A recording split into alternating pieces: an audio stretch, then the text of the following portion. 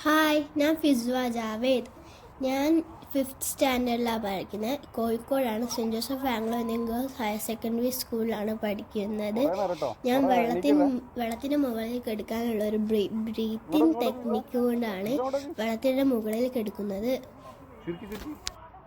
എനിക്ക് എത്ര മണിക്കൂർ വേണമെങ്കിലും വെള്ളത്തിന് മുകളിൽ കിടക്കാം. ഈ ടെക്നിക്ക് വെച്ച് ആർക്ക് വേണമെങ്കിലും വെള്ളത്തിൻ്റെ മുകളിൽ കിടക്കാം. താങ്ക് യു, സപ്പോർട്ട് ചെയ്യണേ.